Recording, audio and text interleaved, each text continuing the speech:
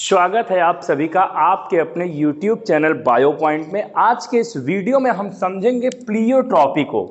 It means pleiotropy क्या होता है इसको जानेंगे। प्लियोट्रॉपी का एग्जाम्पल स्टार्च गेन क्रिसिंथेसिस को कैसे प्लियोट्रॉपी से जोड़ेंगे, ड्रोसोफिला कैसे प्लियोट्रॉपी का एग्जाम्पल बन जाएगा, सिकल सेल एनीमिया कैसे प्लियोट्रॉपी का एग्जाम्पल बन जाएगा और फिनाइल कीटोनूरिया कैसे प्लियोट्रॉपी का एग्जाम्पल बन जाएगा। चलिए आज के इस वीडियो में हम इसी टॉपिक पे बात करेंगे। आप हैं अपने YouTube चैनल बायो पॉइंट पे। प्लियोट्रॉपी में single gene can shows exhibit multiple phenotypic expression. It means one gene होगा, सिंगल जीन ढेर सारे फिनोटिपिक एक्सप्रेशन को शो करेगा। One gene trait 1, trait 2, trait 3 and so on.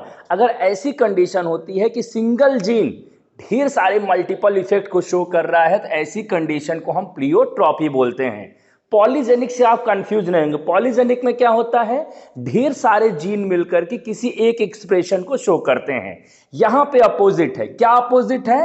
One gene multiple effect. One gene multiple effect की process को pleiotropy बोलते हैं और इस पूरे मैकेनिज्म को, इस पूरे प्रोसेस को प्लियोट्रॉपिज्म बोलते हैं। क्या बोलते हैं? प्लियोट्रॉपिज्म। तो याद रखिएगा, सिंगल जीन कैन शोज और exhibit multiple phenotypic expression. Example 1 में लेते हैं फिनाइल कीटोनूरिया को, PKU भी इसको बोलते हैं। अब देखिए, mutation of one gene result करेगा ढेर सारे फिनोटिपिक एक्सप्रेशन को। अब ये होता कैसे, थोड़ा इसको समझते थे, चूंकि अलग से भी बोर्ड एग्जाम में आपसे पूछता है। तो जो PKU डिजीज है, gene responsible for the enzyme, it means जो जीन है, यहां पे एक जीन होता है हमारे बॉडी के अंदर, जो जीन होता है वो रिस्पॉन्सिबल होता है किसके लिए? एक एंजाइम बनाने के लिए। उस एंजाइम का नाम है phenyl alanine hydrolase. It means ये एंजाइम प्रोड्यूस करता है एक जीन, वन जीन प्रोड्यूस करता है। इट मींस एक जीन प्रोड्यूस करता है फिनाइल एलेनिन हाइड्रोलेज और इस एंजाइम्स की मदद से हमारे बॉडी के अंदर अमाइनो एसिड फिनाइल एलेनिन को कन्वर्ट किया जाता है अमाइनो एसिड टायरोसिन में। ये जो कन्वर्जन होता है फिनाइल एलेनिन हाइड्रोलेज के द्वारा होता है। ये नॉर्मल कंडीशन है। नॉर्मल कंडीशन में इस जीन का, इट मींस जो एक जीन है जो फिनाइल एलेनिन हाइड्रोलेज को क्या करता है, सिंथेसाइज करता है, बनाता है, वो यूज करती है हमारी बॉडी फिनाइल एलेनिन को ट्रायोसिन में कन्वर्ट करने के लिए। अब यहां पे होगा क्या, फिनाइल एलेनिन हाइड्रोलेज में अगर कोई प्रॉब्लम आता है, एबनॉर्मलिटी आता है, सिंगल जीन में म्यूटेशन आ जाता है इसी एक जीन में, तो फिनाइल एलेनिन हाइड्रोलेज का प्रोडक्शन क्या हो जाएगा? बंद हो जाएगा, है ना। बंद हो जाएगा तो क्या होगा?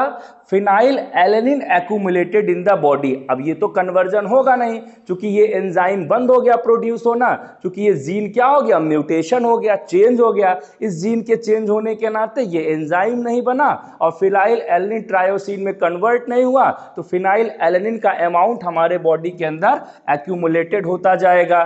फिनाइल एलेनिन कन्वर्ट होगा ऐसी कंडीशन में फिनाइल एलेनिन पायरुविक एसिड में, है ना। Phenyl alanine is converted into pyruvic acid. चूंकि अगर इसका यूज नहीं कर पा रहे हैं, हम ट्रायोसिन में कन्वर्ट करना चाह रहे हैं, नहीं हो पा रहा है, तो फिनाइल एलेनिन ट्रायोसिन में कन्वर्ट होगा और इस एक जीन के नाते mental retardation, multiple effect, reduction in the hair loss, skin pigmentation, ये एबनॉर्मलिटी आने लगेगी। तो ये फिनाइल कीटोनूरिया बेस्ट एग्जांपल है प्लियोट्रॉपी का। दूसरा एग्जांपल ड्रोसोफिला का लें तो सिंगल जीन इन ड्रोसोफिला क्या क्या इफेक्ट करता है? देखिए, character of balancer, it means chromosomal rearrangement को डिस्टर्ब कर देगा, साइज ऑफ विंग्स को चेंज कर देगा, फर्टिलिटी को चेंज कर देगा, लॉन्गिविटी को क्या करेगा? डिस्टर्ब करेगा, यानी जो उसका लाइफ स्पैन है उसको डिस्टर्ब करेगा।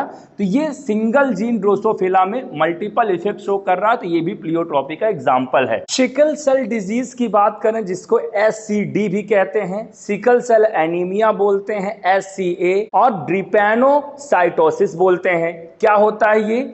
आरबीसी का स्ट्रक्चर डिस्टर्ब हो जाता है। आरबीसी सेल नॉर्मल शेप में कब रहता है? इसमें आप एक अमाइनो एसिड का चेन देख रहे हैं, पॉलीपेप्टाइड प्रोटीन का स्ट्रक्चर है जो आरबीसी के शेप को नॉर्मल रखता है। यहां पे आपको देखिए 6th पोजीशन पे ध्यान रखना है। 6 नॉर्मल शेप आरबीसी का होने के लिए 6th पोजीशन पे ग्लूटामिक एसिड GLU होना था, GLU होना है, रहेगा, तभी आरबीसी का शेप क्या रहेगा? नॉर्मल रहेगा। लेकिन यहां देखिए, जैसे ही यहां पे 6th पोजीशन पे GLU की जगह पे क्या हुआ, VAL वल्नीन हुआ। 6th पोजीशन पे केवल चेंज आया, मैं मार्क कर देता हूं, 6th पोजीशन पे क्या आया, चेंज आया। इसके नाते आरबीसी का स्ट्रक्चर क्या हो गया, सिकल शेप में चेंज हो गया। अब इसके इफेक्ट देखिए, एक जीन के नाते हुआ केवल, है ना, GLU VAL में कन्वर्ट हुआ 6th पोजीशन पे। अब इसके नाते इफेक्ट देखिए, मल्टीपल इफेक्ट आरबीसी के शेप को डिस्टर्ब करने से। पहले तो इसकी रिजिड हो गया ये, है ना, आरबीसी जो कि फ्लेक्सिबल होना चाहिए, ऑक्सी हीमोग्लोबिन की कंडीशन अच्छे से बननी चाहिए, रिजिड हो गया, शिकल शेप में कन्वर्ट हो गया, डिक्रीजेस सेल फ्लेक्सिबिलिटी को डिक्रीज कर गया, क्रॉनिक एनीमिया कॉज करेगा, और renal and pulmonary dysfunction cause करेगा, ब्रेन एंड स्प्लीन को क्या करेगा, डैमेज करेगा। तो सिंगल जीन यहां पे, है ना, एक पॉइंट पे केवल म्यूटेशन हुआ, है ना, पॉइंट पे म्यूटेशन होने के नाते आरबीसी का शेप जो है क्या हो गया, डिस्टर्ब हो गया। इसको ऑटोसोमल रेसेसिव डिसऑर्डर भी बोलते हैं, आप ध्यान रखिएगा, ऑटोसोमल रेसेसिव डिसऑर्डर है ये। और ये क्या करता है, आरबीसी का शेप बदल जाता है, किसके नाते, सिंगल जीन के नाते। इफेक्ट मल्टीपल आ रहा है, इस वजह से ये प्लियोट्रॉपी के एग्जाम्पल में भी आप लिख सकते हैं, बता सकते हैं। ये 4th एग्जाम्पल देखते हैं, gene for starch synthesis in P plant में जो जीन है जो स्टार्च की सिंथेसिस करता है सीड के अंदर, पी के अंदर, मटर के अंदर, उसको जीन बी कहते हैं। जीन बी रिस्पॉन्सिबल होता है किसके लिए, सिंथेसिस करने के लिए स्टार्च को। स्टार्च की सिंथेसिस इसको करनी है और इसको किसी दूसरे फंक्शन से मतलब नहीं होना चाहिए। लेकिन देखिए क्या होता है, इसके 2 एलील्स हैं, capital B B, small B B, आपने पढ़ा होगा जब आपने इनहेरिटेंस के रूल्स पढ़े होंगे मेंडल्स के।